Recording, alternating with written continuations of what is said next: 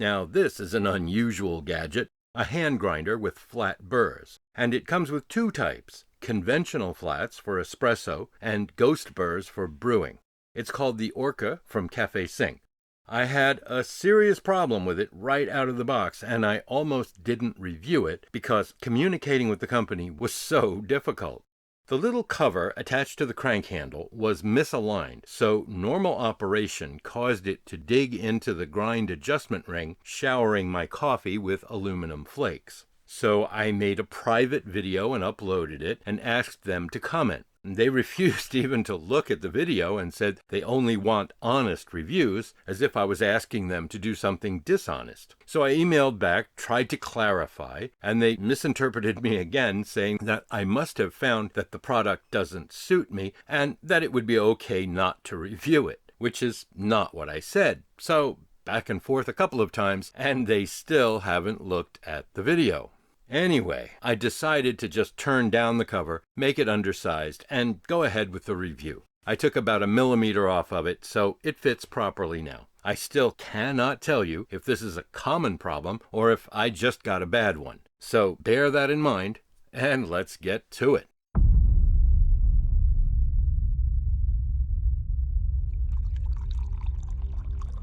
Oh my God. It's like a miracle.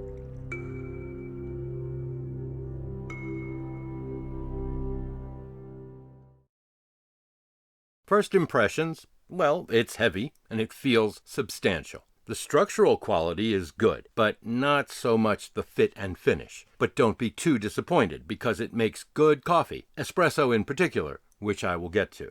Ease of use is not bad. The crank handle is long enough to give you good leverage. The pommel is quality wood, comfortable in your hand, and mounted with a proper bushing. The crank effort is excellent, and hold effort not bad thanks to these silicone bands, which I think look a bit cheap, but they work well. The paint is easy to scratch. The hopper holds around 25 to 30 grams of beans, and the catch cup holds around 40 grams of ground coffee. It fits nicely into a 58 millimeter basket, but the fine pitch threads here are an issue. Once they get packed with coffee grit, you'll be fumbling with the cup trying to get it started. It's not fun. It's two pieces, so there is a lip in here at the bottom which can attract coffee. I didn't find it much bother, though. Swapping the burrs is simple, although a bit fiddly. First, set the pointer to number 1.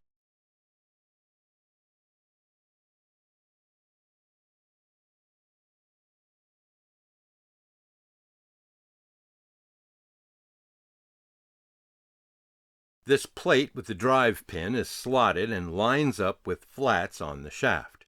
Torque is transferred from the handle to the shaft and then to the drive pin here and its corresponding hole in the burr carrier. You'll notice there's a good amount of surface area for such small burrs, so it's faster than you might expect. The grit size adjustment ring is clicky and I think too coarsely numbered. Let's say position 8 works for you. Well, is it on the nose, or between 8 and 9, or between 7 and 8? It's easy to forget, and the clicks are a big enough jump that you'll often need to adjust your dose when dialing in espresso. Although there's no problem with pour-over, and I should add that you can easily get this fine enough for Turkish using the conventional burrs. One final complaint. As you grind, throughput slows noticeably in the final stretch when there's no longer any mass above to push particles toward this inline auger. That slowdown is probably what's behind most retention complaints. I found that if you keep cranking until every last particle of coffee passes through, you'll see variations of 1 or 2/10 of a gram dose to dose. But it is really tempting to give up after what seems like a long time and find that you've still got a gram left in the thing. Now let's talk about flavor. I'll do some pour over with both pairs of burrs and espresso with the conventional ones only. I doubt that ghost burr espresso is worth exploring, except maybe for fun. First up, pour over with ghost burrs. This is my standard test batch, 30 grams of coffee with 400 milliliters of water for around 300 milliliters out, or 1 to 10, dialed in for a 4-minute brew using Café T90 papers. First up, the Ghost burrs. I've done maybe 10 or so batches thus far, and while there are some differences depending on the coffee and whether I grind fine with a faster paper or coarse with a slower one, overall there's something missing. I'm not getting the bitterness or sweetness, which kind of go together. There are a lot of fines which should yield good bitterness, so it's not immediately clear why bittersweetness should be underrepresented. Feels a bit thin on the palate too, especially for a 1:10 ratio. I'm getting acidity, maybe too much in this case, and yet I would welcome more acidity if the flavor balance were better. There are people who would like this. In fact, there are people who would love this, sort of light and bright, but it's really not my thing. We may be looking at a flavor penalty from predominantly spherical particles. A sphere has the least surface area to volume of any shape, so we may be getting a superficial extraction. Now let's have some pour over with the conventional flat burrs. I've done fewer test batches, more like 4 or 5, using the same coffee sample I showed you before, and the aftermath shows substantially reduced fines, and the large particles seem not quite so large. I'm finding a broader spectrum of flavors, but I'm enjoying it less. There's some astringency that you wouldn't expect, and flavors I don't associate with good coffee. I prefer the Ghost burrs. Let's see what we can see with dry samples. Both are dialed in for a 4-minute brew, my standard thing. Ghost burrs on the left. These particles look blocky, predominantly spherical, with loads of fines and loads of boulders. Very few jagged bits or long shards. Espresso burrs on the right. Now this was a surprise. I expected a different particle shape, but that's not really the case. We still have rather blocky particles. However, compared to the other sample, the largest ones are smaller, and the smallest ones are larger, or at least fewer. So this is like, how should I put it, a center cut from the first sample. That's a bit too simple, but you get the idea. So this set me up to be very curious about the espresso it makes.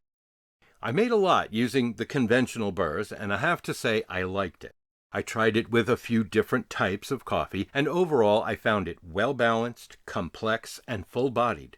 It works as advertised. It makes good espresso. Simple as that. I have no complaints at all. I think there's a market for this, although it's not cheap. About 180 euros. You would have to use both burr sets regularly to justify the cost. If you're going to lean on one primarily, it would be overpriced. Personally, I'm not sold on the Ghost burrs, but I think they will appeal to some people, so this could be 2 grinders for the price of one for some buyers. I would be more willing to buy this with just the conventional burrs for espresso and Turkish coffee, if the price was right. They're coming out soon with a model called the Orca Go, a simplified version with the standard flat burrs that retails for around 85 euros. If it performs as well as this, I would totally buy it. That would be good value for money. For all-around use, I still prefer the Eureka Baby hand grinder, which I've reviewed. Performance-wise, it's as good as the Fiorenzato All-Ground, which I've also reviewed. And as I said in my Eureka review, I would welcome a deluxe model with some ergonomic upgrades like a longer crank handle, a grippy body, and a more comfortable pommel. But in terms of performance, I'd say it's about as good as it gets. This was sent to me free of charge, so I'll be donating it to a charity shop. And I've got 2 other coffee videos currently in the works that I'm sure you'll appreciate, and some other content as well. So keep in touch. Cheers!